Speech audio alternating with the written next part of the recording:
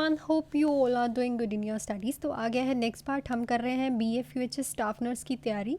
सो इस वीडियोस में आपको NCLEX based and intellectual based ही क्वेश्चंस मिल रहे हैं, जैसे कि BF के एग्जाम्स में आते हैं। BF डायरेक्ट क्वेश्चन नहीं डालता, ठीक है। 249 क्वेश्चंस हम ऑलरेडी कर चुके हैं। आप मेरी पिछली वीडियोज़ जाके देख सकते हैं, उसमें ऐसे ही क्वेश्चन आपको देखने को मिलेंगे जो कि हॉट टॉपिक्स होते हैं BF के। एंड अपनी स्टडी को मेंटेन रखिए, पेपर अभी हो ही जाएगा because everything is fine. Flood वाला इशू ख़त्म हो चुका है, ठीक है। So be prepare for the paper. Second, आप मेरे से ऐसे ही क्वेश्चंस का PDF बाय कर सकते हैं ओनली फॉर 199 रुपीज़, जिसमें एनक्लेक्स बेस्ड क्वेश्चंस मिलेंगे। So much of questions answers with rational मिलेंगे आपको। उसके बाद आप मेरे से गोल्डन पॉइंटर्स ले सकते हैं, जो कि हॉट टॉपिक से ही उठाए हुए और प्रीवियस पेपर से ही उठाए हुए गोल्डन पॉइंटर्स हैं, जिनमें हर एक गोल्डन पॉइंटर एकदम डायरेक्ट लिखा है, जिसको आप पढ़ के अच्छे से अपना पेपर रेडी कर सकते हैं। वो ओनली 99 रुपीज़ में है। बट अगर आप दोनों PDF एंड गोल्डन पॉइंटर साथ में लेना चाहते हैं तो आपको एक ऑफर में मिलेंगे, दैट इज़ 249 रुपीज़। 249 रुपीज़ में आपको BF के इंपॉर्टेंट टॉपिक्स भी मिलेंगे। एंड सेकेंड थिंग, मैंने एक ग्रुप बनाया है टेलीग्राम चैनल पे। अगर आपको उस ग्रुप में आना है तो आप उस ग्रुप को ज्वाइन कर सकते हैं ओनली इन 149 रुपीज़। जिन्होंने PDFs एंड गोल्डन पॉइंटर्स नहीं लिए उनके लिए 149 रुपीज़ का वो ग्रुप है। बट अगर जिसने मेरे से पहले, मेरे पुराने स्टूडेंट्स हैं, लाइक उन्होंने मेरे से PDFs एंड गोल्डन पॉइंटर्स ले रखे हैं, तो वो उस ग्रुप को ज्वाइन कर सकते हैं ओनली 99 रुपीज़। उसमें मैं आपको रेगुलर ही एनक्लेक्स के क्वेश्चंस दिया करूँगी करने के लिए, ऐसे ही क्वेश्चंस, और उसमें आपके डायरेक्टली जो है डाउट्स भी क्लियर किया करूँगी साथ के साथ। वो ग्रुप बनेगा, एक प्राइवेट ग्रुप होगा, उसमें एडिशन मैं ही कर सकती हूँ।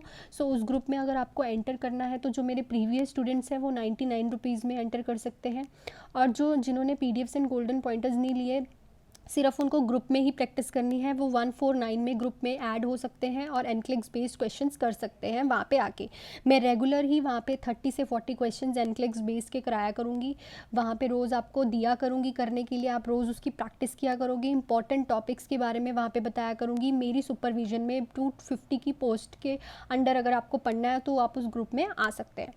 सो हम स्टार्ट करते हैं विद आवर क्वेश्चन, आपका टाइम बिना वेस्ट करते हुए। After teaching the parents of a child with celiac disease about diet, which of the following if stated by the parents to be avoided indicate effective teaching, select all that apply. So देखो क्या होता है कि जब हम किसी coeliac disease वाले patient है, उसके पेरेंट्स को डाइट के बारे में टीच कर रहे हैं, तो उसमें हम कौन सी डाइट देंगे, तो जो देंगे वो select all that apply.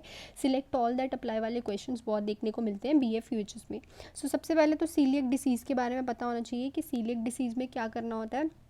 Avoid करना होता है प्रोटीन ग्लूटन, ठीक है। प्रोटीन ग्लूटन वाले, जैसे कि वीट हो गया, इसमें भी ग्लूटन होती है, ओट्स हो गए, इसमें भी ग्लूटन होती है, रे हो गई, इसमें भी। सो इसमें से जो राइट है दैट इज़ हम एक देंगे, फर्स्ट चॉकलेट कैंडी उसको दे सकते हैं, सेकंड हॉट डॉग उसे दे सकते हैं, बॉल गाना, और रे सैंडविच हम उसे दे सकते हैं। But corns and white rice हम नहीं देते बिकॉज इन दोनों चीज़ों में ग्लूटन होती है। सो सीलियक डिसीज से भी काफ़ी क्वेश्चन आते हैं। नेक्स्ट है, child with a nut allergy is admitted with a severe reaction for the third time in the 3 months. The parents say I am having trouble with the food label. The nurse should first.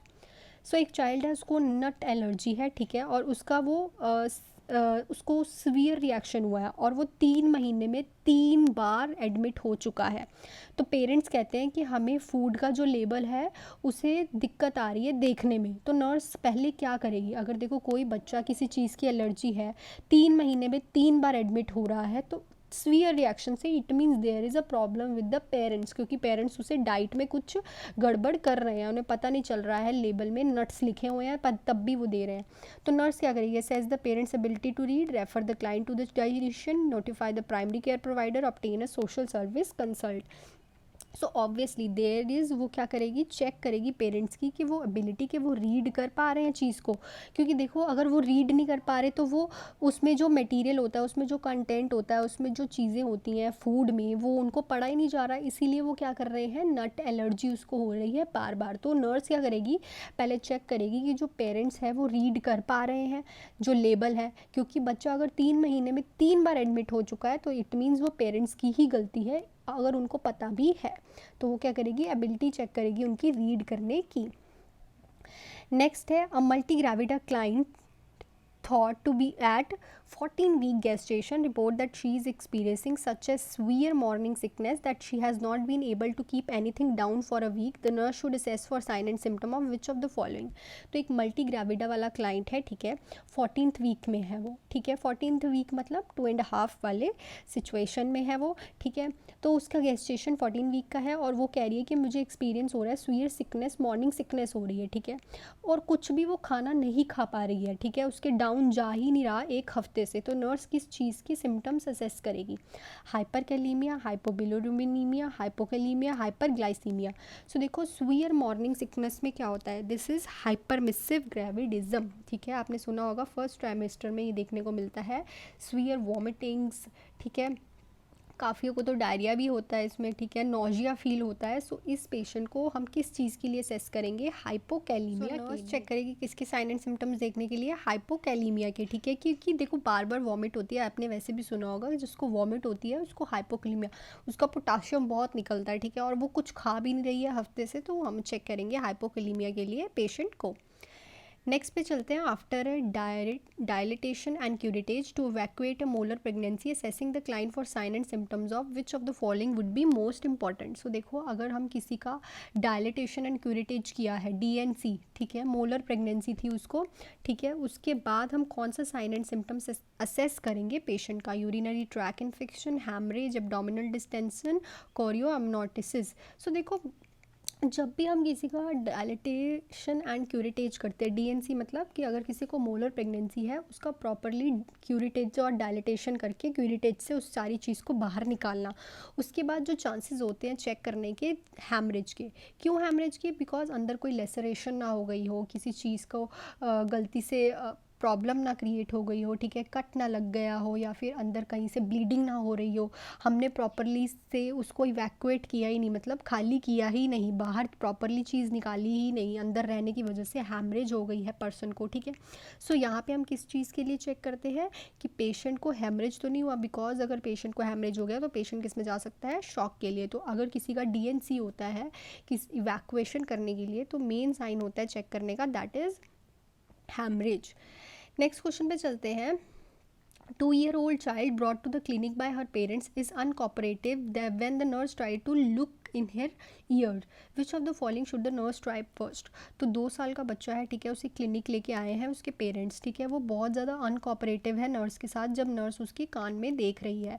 तो nurse क्या करेगी? देखो जब भी छोटा बच्चा आता है तो वो देखने नहीं देता, ठीक है, तो जो मोस्टली जो नर्सेज होती हैं वो उसको पकड़ के खड़ी हो जाती हैं या फिर किसी और को बुला लेती हैं, but this is the not the right way, ठीक है, छोटा बच्चा है वो अनकोऑपरेटिव ही रहता है, ठीक है। तो नर्स को क्या करना चाहिए? आस्क करना चाहिए other nurse to assist, allow parents to assist, wait until the child calm down, restrain the child आप। सो सबसे पहले देखो जो 2 साल का बच्चा होता है वो सेफ फील करता है उसके पेरेंट्स के साथ, तो हम पेरेंट्स को कहेंगे कि ये असिस्ट कराएं उसको पकड़ने के लिए। एक तो पहली बात तो जब वो हॉस्पिटल में आता है ऐसा एनवायरनमेंट देख के छोटा बच्चा डर जाता है, ठीक है, वो तुम लोगों से वैसे ही काम डाउन नहीं होगा, ठीक है, मोस्टली, और उससे ज़बरदस्ती तो तुमने करनी नहीं है, उसको ज़बरदस्ती पकड़ लो। तो हम उसकी सेफ्टी के लिए उसकी ताकि वो अच्छे से चेकअप करा ले उसके पेरेंट्स को कहते हैं असिस्ट करने के लिए। So next है mother tell the nurse that one of her child has chickenpox and ask what she do to cure for the child. When teaching the mother, the nurse should instruct the mother to help a child prevent. तो एक mother है nurse से पूछ रही है कि उसके एक बच्चे को चिकन पॉक्स हो गया है और वो कह रही है कि मैं इसको कैसे क्योर करूँ उस चाइल्ड के लिए। तो जो टीचिंग है हम उस मदर को देंगे और क्या इंस्ट्रक्ट करेगी नर्स उस मदर को ताकि वो चाइल्ड जो है प्रिवेंट हो सके। Acid base imbalance, malnutrition, skin infection, respiratory infection. So देखो जब भी किसी बच्चे को चिकन पॉक्स होता है so there is a chances कि उसको स्किन इन्फेक्शन हो। चिकन पॉक्स क्या होता है? ब्लिस्टर्स बन जाते हैं ना आपके स्किन के ऊपर, ठीक है, रैशेज़ हो जाते हैं। सो क्या होता है छोटा बच्चा है, इसमें एज नहीं लिखी हुई, बस चिल्ड्रन लिखा हुआ है, सो वो स्क्रैच कर सकता है। उस टाइम पे इम्यूनिटी भी लो होती है तो बच्चे को इन्फेक्शन होने के, स्किन इन्फेक्शन होने के बहुत ज़्यादा चांसेस होते हैं बिकॉज वहाँ पे रैशेज़ हुए होते हैं, ठीक है, इम्यूनिटी भी लो होती है, तो हम क्या कहेंगे कि ऑलवेज चेक करें कि उसको कोई स्किन इन्फेक्शन ना हो। अगर उसको स्किन इन्फेक्शन हो रहा है सो ये चीज़ क्या हो सकती है, और ज़्यादा विग्रस हो सकती है। तो आप भी याद रखना, अगर किसी को चिकन पॉक्स होता है आपके घर पे तो हमेशा स्किन की केयर करो, ठीक है। उसको ज़्यादा कपड़ा ना लगने दो, ठीक है। उसको कहो कि वहाँ पे नाखून नहीं लगाना, स्क्रैचेस नहीं करने, ठीक है। एसिड बेस इनबैलेंस भी नहीं होता, माल न्यूट्रिशन भी नहीं होता, रेस्पिरेटरी इन्फेक्शन भी इससे कोई रिलेटेड ही नहीं है चिकन पॉक्स से, ठीक है। नेक्स्ट पे चलते हैं। तो आज तो हम गाइनियन पीडियाट्रिक्स कर रहे हैं, काफ़ी बच्चे बोल रहे थे मैम गाइनियन पीडिया करवा दो। So next day, a client with microcystic anemia has a burn on her foot and states that she had been watching television while lying on a heating pad. Which action should be do first? तो यहाँ पे nurse आएगा, not नहीं आएगा, nurse लिख लेना यहाँ पे। What action should be nurse do first? तो एक क्लाइंट है, उसको माइक्रोसिस्टिक एनीमिया है, मतलब deficiency of B12 and C। किसकी? B12 एंड C की। उसका फुट जो है बर्न हो गया और उसने ये कहा है कि वो टीवी देख रही थी, कहाँ पे लेट के? हीटिंग पैड पे लेट के, ठीक है। सो क्या एक्शन लिया जाएगा? First, assess for potential abuse, check for diminish the sensation, document the finding, clean and dress the area. So जिन लोगों को माइक्रोसिस्टिक एनीमिया होता है, deficiency of B12 and C, तो उसको हम चेक करते हैं फॉर द सेंसेशन, बिकॉज और इन लोगों में सेंसेशन जो है बहुत ज़्यादा कम हो जाती है, बिकॉज उसको हीटिंग पैड पे लेटी होगी, उसको पता ही नहीं चल रहा होगा कि उसका जो फुट है वो बर्न हो रहा है because of low sensation. So B12 and C वाले स्कॉर्बिक एसिड वाले पेशेंट की डेफिशिएंसी में डिमिनिश हो जाती है सेंसेशन। तो हम चेक करेंगे कि जो उसकी सेंसेशन है वो डिमिनिश नहीं हुई, उसके बाद हम बाकी सारे करेंगे, क्लीन करेंगे एरिया, बिकॉज अभी भी वो कुछ कर रही है तो वो और ज़्यादा चोट लगवा सकती है because of loss of sensation. Next पे चलते हैं। So next question है, the nurse is preparing a teaching plan about increased exercise for a female client who is receiving long-term corticosteroid therapy. Which type of exercise is most appropriate for this client? तो एक nurse है, prepare कर रही है teaching plan एक client के लिए जो कि बहुत टाइम से कॉर्टिकोस्टीरॉयड थेरेपी ले रहा है। तो ऐसी कौन सी एक्सरसाइज है जो उसके लिए मोस्ट अप्रोप्रिएट रहेगी? Floor exercise, stretching, running and walking. So देखो, सबसे पहली बात तो अगर आपके घर पे कोई कॉर्टिकोस्टेरॉइड्स ले रहा है या फिर आपके आसपास कोई पेशेंट हो तो आप देखोगे देयर इज़ अ सबसे ज़्यादा उसका जो बड़ा वाला साइड इफेक्ट है that is weight gain. Osteoporosis होता है, फ्रैक्चर होता है, इन्फेक्शन होता है, कैटरेक्ट एंड ग्लूकोमा होता है, हाई ब्लड प्रेशर होता है, डिसीज़।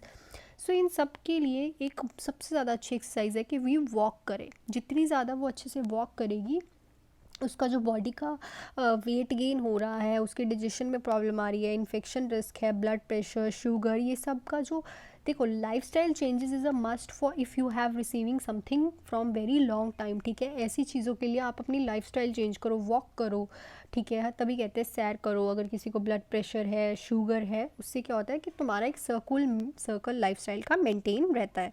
सो हम कहेंगे उसको वॉक करने के लिए। Strenuous stretching, running and floor exercise नहीं उसे हेल्प करेगी इतना जितना उसको वॉकिंग अच्छे से हेल्प करेगी। सो नेक्स्ट क्वेश्चन पे चलते हैं। The client diagnosed with borderline personality disorder who is been discharge to strengthen soon threatens to do something to herself with discharge, the nurse first do।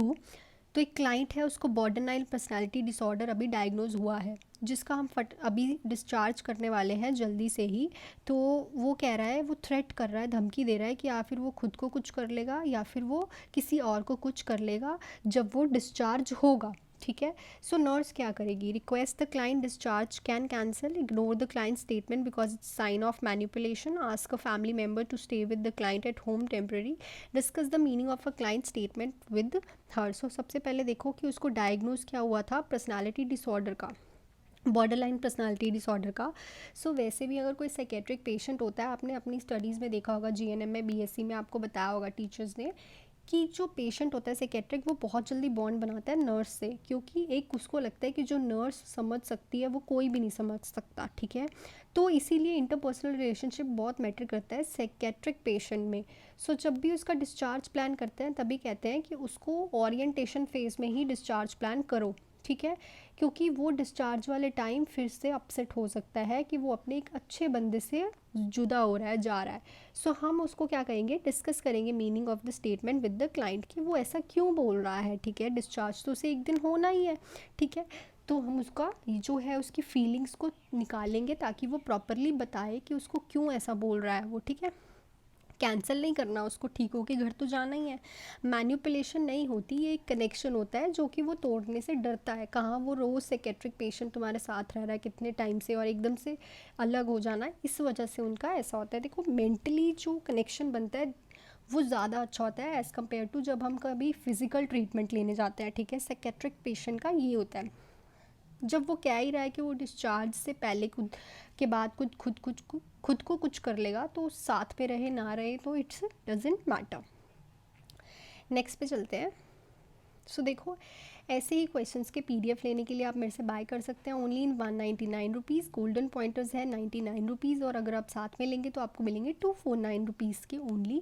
देखो paper अच्छे से करो, theory अपनी clear करो, और अगर आपको मेरे ग्रुप में ऐड होना है प्राइवेट में, ठीक है, तो आप उसमें भी ऐड हो सकते हो 149 रुपीज़ में। और जो मेरे प्रीवियस स्टूडेंट हैं वो 99 रुपीज़ में उस प्राइवेट ग्रुप में ऐड हो सकते हैं। उस ग्रुप में आपको रोज़ पीडीएफ मिला करेंगे नए नए एनक्लेक्स बेस्ड क्वेश्चंस के। एंड जो मिक्स नहीं है, जो पीडीएफ आपको मैं अलग और गोल्डन पॉइंटर्स वाले पीडीएफ दे रही हूँ वो बिल्कुल अलग है। यहाँ पे आपको न्यू एमसीक्यूज़ मिला करेंगे रोज़, बिकॉज देखो मैं एक वीडियो में सारे क्वेश्चंस नहीं करा सकती, ठीक है, और लंबी भी नहीं कर सकती वीडियो, बिकॉज एक सफिशेंट अमाउंट ऑफ ग्रुप इतने ही क्वेश्चंस, आपको बेसिक्स भी तो क्लियर कराती हूँ ना मैं, क्वेश्चन के साथ आपको इतना कुछ समझाना होता है हर एक चीज़। सो इतना लंबा बहुत मुश्किल लगता है, और अब नॉर्थ सेट के बच्चों का भी डिमांड है कि वो भी वीडियो चाहते हैं, तो उनके लिए भी चल रहा है। सो आप मेरे से टेलीग्राम पे जुड़ सकते हैं, डायरेक्टली वहाँ से पढ़ाई कर सकते हैं। सो स्टार्ट कर अपने नेक्स्ट क्वेश्चन देख लेते हैं। विच of the following provide the best information about the client physiological response when if activeness of the medication prescribed specially for alcohol withdrawal. तो इसमें से कौन सा साइन जो है हमें सबसे अच्छी इन्फॉर्मेशन देगा उसकी फ़िज़िकल रिस्पॉन्स की, अगर हम किसी एल्कोहल विड्रॉल वाले पेशेंट को मेडिकेशन दे रहे हैं और हमें पता चलेगा कि उसकी मेडिकेशन प्रॉपरली वर्क कर रही है, उसका nutritional status, evidence of tremor, vital science या फिर स्लीप पैटर्न। सो इस क्वेश्चन का आंसर आप मुझे कमेंट सेक्शन में लिख के बताओगे कि अगर वो अल्कोहल विड्रॉल वाले पेशेंट का मेडिकेशन जो हमने दे रही है उसकी एक्टिवनेस देखनी है, वो कितना वर्क कर रही है, तो कौन सी चीज़ें इसमें से हमें उसकी एक्टिवनेस बताएगी। So this is all about the today video. आज हमने गायनी एंड पीडिया दोनों ही की हैं। सो आई होप कि आपको वीडियो अच्छी लगी हो। अच्छी लगी है तो please hit the like button, subscribe to my channel, और जिन्होंने नहीं किया हुआ है और नहीं किया है वो भी कर ले, और जिन्होंने किया हुआ है उनका बहुत बहुत थैंक यू। एंड बहुत सारे बच्चे मेरे को बहुत सपोर्ट करते हैं, मेरे को बहुत खुशी होती है ये देख के कि आप मेरी मेहनत को इतना सपोर्ट कर रहे हो। एंड जो मैंने आपसे पिछली वीडियो में क्वेश्चन पूछा था उसका जो क्वेश्चन राइट था that is large and smelly, जिसको सीलिएक डिसीज़ होती है, उसके स्टूल्स जो हैं लार्ज देखने को मिलते हैं और फाउल स्मेली देखने को मिलता है। सो अगर आपको मेरे से पीडीएफ लेने हैं तो आप पीडीएफ ले सकते हैं only in 199 rupees. Golden pointers मिल जाएंगे आपको 99 रुपीज़ पर, अगर आप दोनों साथ में लोगे तो 249 रुपीज़ में आपको इंपॉर्टेंट नोट्स के साथ ये दोनों चीज़ें मिलेंगी।